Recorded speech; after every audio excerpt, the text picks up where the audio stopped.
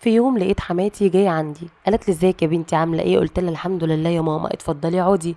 لقيتها قعدت وفضلت تتكلم معايا شويه، وبعدين قالت لي بقول لك ايه، انا وحشني قوي المكرونه بالبشاميل بتاعتك. قلت لها خلاص يا ماما، ان شاء الله لما جوزي يقبض هعمل لك احلى صينيه مكرونه بالبشاميل واجيبها لك لحد بيتك. قالت لي لا انا عاوزاها بكره.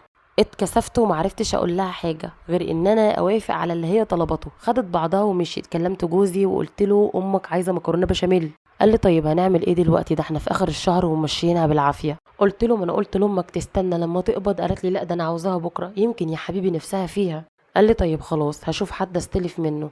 قلت له لا انا ما بحبش السلف. قال لي معلش بقى هشوف اي حد من صحابه استلف منه وخلاص. وفي اليوم ده جوزي كلم اكتر من 4 من صحابه علشان يستلف منهم، وكلهم يقولوا له احنا في اخر الشهر.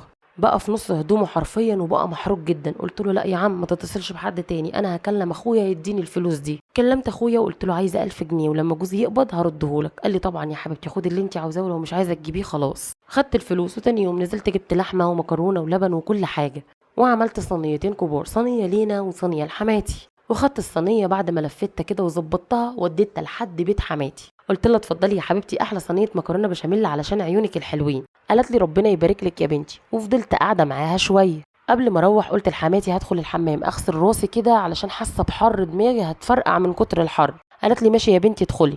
اول ما دخلت لقيت اخت جوزي جت، سمعتها وهي بتقول لامها ايه يا ماما فين البشاميل علشان اخده واروح؟ انتي عارفه اصحاب جوزي جايين بعد العصر. قالت لها خشي خديه من جوه بس امشي على طول علشان مرات اخوكي هنا. وكانوا بيتكلموا بوشوشه. فضلت قاعده مستنيه لحد ما اخت جوزي مشيت. خرجت استأذنت من حماتي ومشيت. وطبعا طول الطريق وانا بفكر وهموت من الغيظ، يا ريت تقولوا لي اعمل معاهم ايه.